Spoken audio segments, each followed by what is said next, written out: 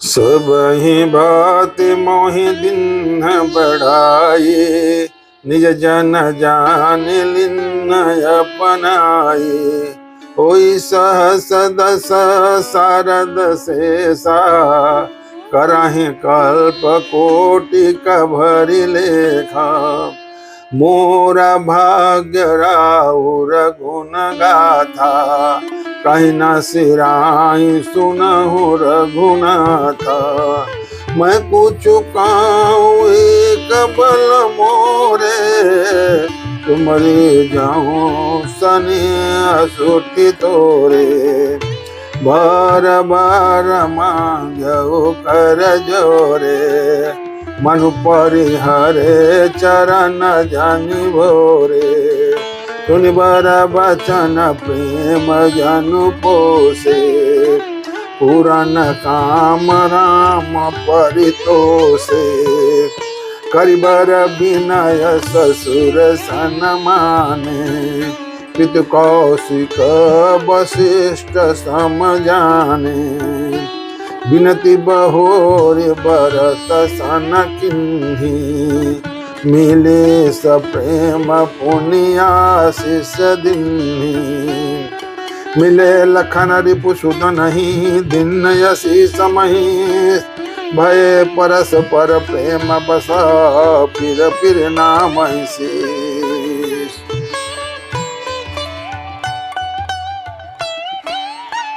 आपने कह रहे हैं जनक जी भगवान राम से, आपने मुझे सभी प्रकार से बढ़ाई दी और अपना जन जानकर अपना लिया। यदि 10,000 सरस्वती और शेष हो और करोड़ों कल्पों तक गणना करते रहें तो भी सुगनाथ जी सुनिए, मेरे सौभाग्य और आपके गुणों की कथा कहकर समाप्त नहीं की जा सकती है। जनक जी इतनी बड़ी बात कर रहे हैं कि हमारे आपकी मिलने की और हमारे इस मिलने की जो वर्णन है, जनक जी और शेषनाग जी सहस्त्र मुखों से कल्पों कल्पों तक का वर्णन करें तो इसकी वर्णन नहीं हो सकती है, समाप्त नहीं की जाती। मैं कुछ कह रहा हूं वह अपने इस एक ही बल पर कि आप अत्यंत थोड़े प्रेम से प्रसन्न हो जाते हैं। मैं आपसे विनती इसलिए कर रहा हूं कि थोड़े से प्रेम से आप,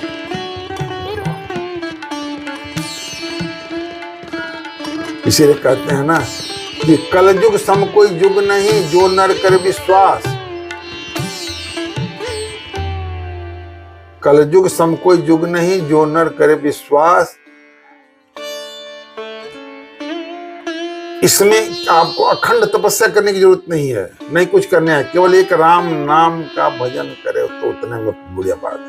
सतयुग द्वापर त्रेता युग कहता अखंड अखंड तपस्या करनी पड़ते थे कहते हैं, लेकिन इस टाइम केवल कलयुग में भगवान का नाम रहता है, नाम लेते रहे, उसमें भी आदमी का जीवन पार हो जाता।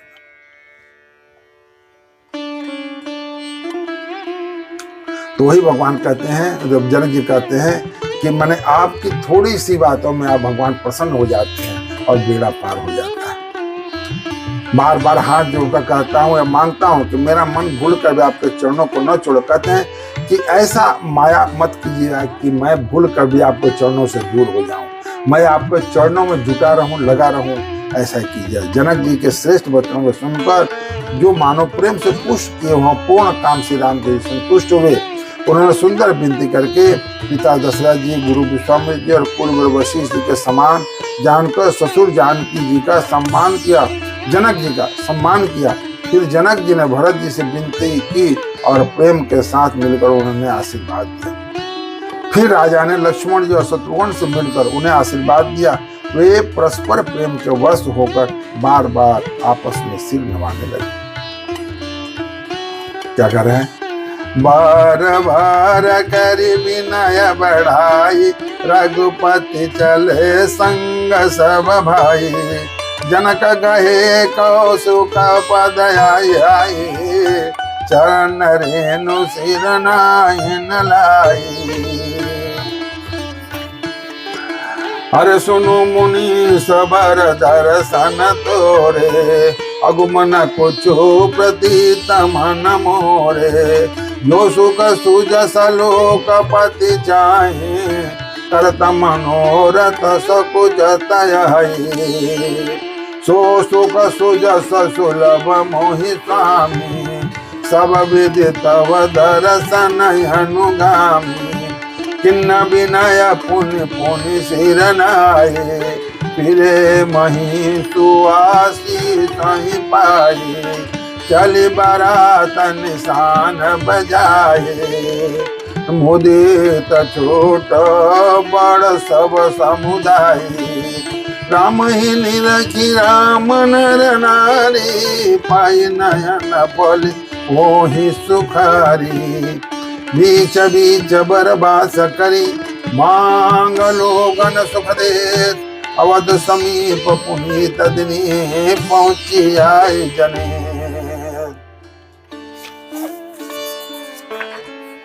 जनक जी बार बार विनती और बड़ाई करके श्री नारद जी और सब भाइयों के साथ चले। जनक जी ने जाकर विश्वामित्र जी के चरण पकड़ लिए। जनक जी जाकर विश्वामित्र के चरण पकड़ लिए और उनके चरणों की रज को सिर और नेत्रों पर लगाया। उन्होंने कहा, हे मुनीश्वर सुनिए, आपके सुंदर दर्शन से कुछ भी दुर्लभ नहीं। मेरे मन में ऐसा विश्वास है कि जो सुख और सुयश लोकपाल चाहते हैं परंतु असंभव समझकर जिसका मनोरथ करते हुए सुख जा जाते हैं। हे स्वामी, वही सुख और सुयश मुझे सुलभ हो गया। सारी सिद्धियां आपके दर्शनों की अनुगामी अर्थात पीछे पीछे चलने वाली है। इस प्रकार बार बार विनती की और सिर नवाकर तथा उनसे आशीर्वाद पाकर राजा जनक लौटे। डंका बजाकर बारात चली। छोटे बड़े सभी समुदाय प्रसन्न हैं। रास्ते के गांवों के स्त्री पुरुष श्री रामचंद्र जी को देखकर नेत्रों का फल पाकर बड़ी सुख होते हैं। बीच बीच में सुंदर मुकाम करते हुए तथा मार्ग के लोगों को सुख देते हुए वह बारात पवित्र दिन में अयोध्यापुरी के समीप जा पहुंची। हने निशान पवन बर बाजे बेरी शंख धुनि है गए साजे झांझी बिवर डिंडिमी सुहाए सरस राग बाजाए सानाए पुरजन आवत यकिनी बराते मुदित सकल पुलकावली गाता निज निज सुंदर सदन सवारे हाट बाट चौहट पुर द्वारे गली सकल रंग सिंचाई जाता चौके चारु पुराई नाना बाजारु न जाई बखाना तोरन के तुपात का बिताना असुफल पुंग फल कदली रसाला धोपे बकुल कदम्ब दमाला लगे सुभग तरु पर सत धरनी मणिमया लबाल कल करनी विविध भांति मंगल कलसा गृह रचे सवार सुर ब्रह्मादि सिंहाय सब रघुपर पुरी निहार। नगाड़ों पर चोट पड़ने लगी। सुंदर ढोल बजने लगे। भेरी और शंख की बड़ी आवाज हो रही है। हाथी घोड़े गरज रहे हैं। विशेष शब्द करने वाली झांझ भावनी डफलियां और रसीले राग से सहनाइयां बज रही है। बारात को आते हुए सुनकर निवासी प्रसन्न हो गए। सबके शरीर पर पुलकावली छा गई। सब ने अपने अपने सुंदर घरों और बाजारों को गलियों और चौराहों नगर के द्वारों को सजाने लगे। सारी गलियां रंग से सिंचाई गई, रंगों से सींच दी गई। जहां तहां सुंदर चौके पुराए गए। तोरण ध्वज पताकों और मंडलों से बाजार नगर सब सजने लगे जिसका वर्णन नहीं किया जा सकता। फल सहित सुपारी केला आम मौलसिर कदम्ब और तमाल के वृक्ष लगाए गए। वे लग रहे हुए सुंदर वृक्ष फल भार से पृथ्वी को छू रहे हैं। उनके मणियों के थाले बड़े सुंदर कारीगरों से बनाए गए हैं।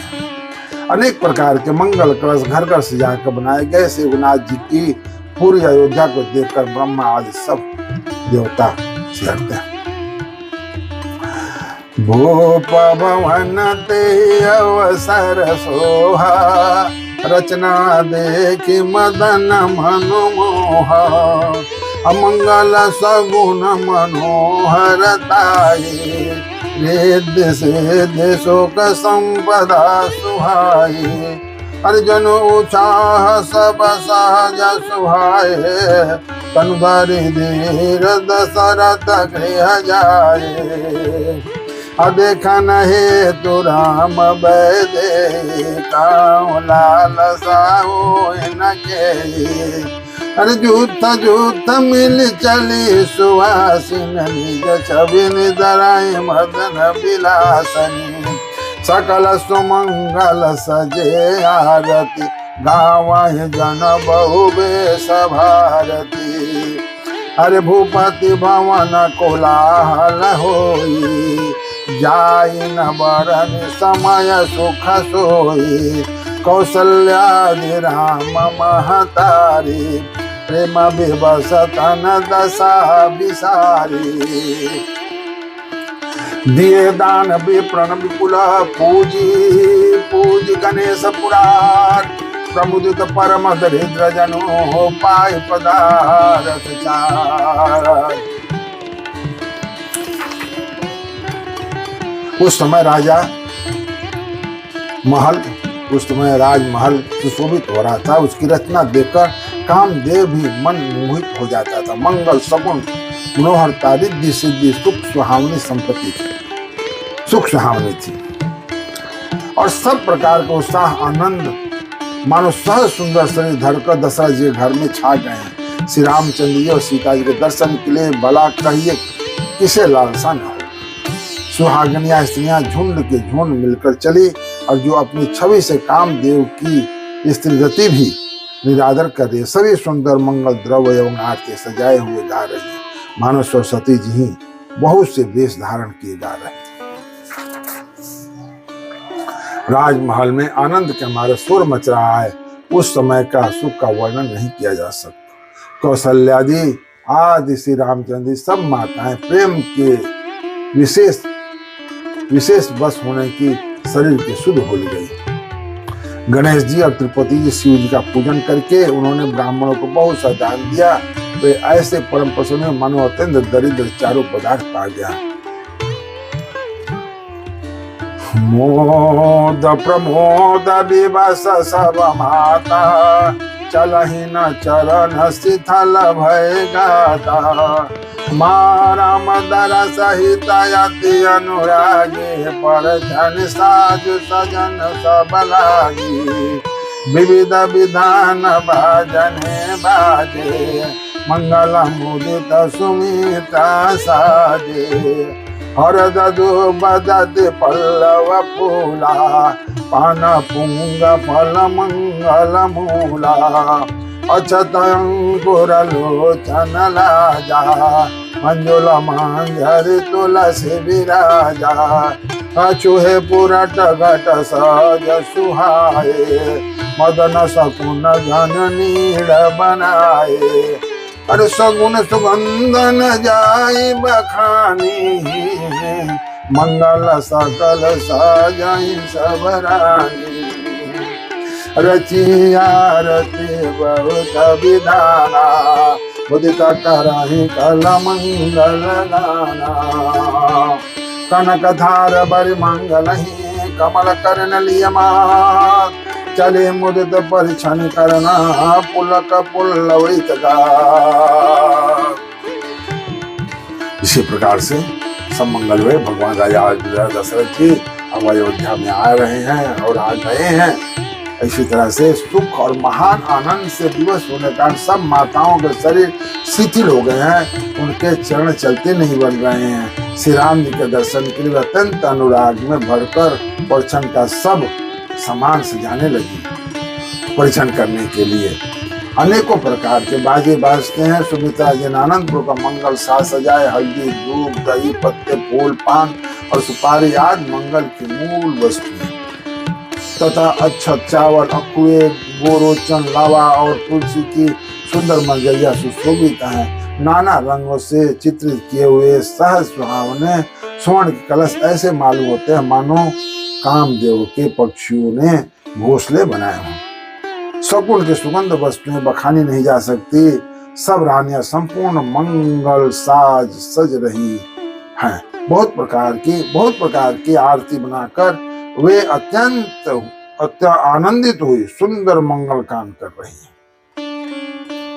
सोने का थालों को मांगलिक वस्तु से भरकर अपने कमल के समान कोमल हाथों में लिए वे माताएं आनंदित होकर परिछन करने चली। उनके शरीर पुलकावली से छा गए। भगवान अब आने वाले हैं, वे दशरथ जी अब नगर में प्रवेश करने वाले हैं और इसके पहले उनकी आरती के लिए, उनकी अगवानी के लिए सभी माताएं, सभी नगर, सभी नर नारी, सब जितने अयोध्यावासी हैं, सब आकर नगर सीमा पर आकर डट गए। माताएं महल के द्वार पर आकर खड़ी हो गई आरती करने के लिए। तो आज की कथा हम यहीं पर समाप्त कर रहे हैं। आगे कथा हम कल सुनाएंगे। तब तक के लिए आप हमारे चैनल को सब्सक्राइब कीजिए, लाइक कीजिए, कमेंट्स कीजिए। हमसे जुड़े रहने के लिए बेल आइकन को दबाइए और कथा को जरूर सुनिए। जय श्री राम।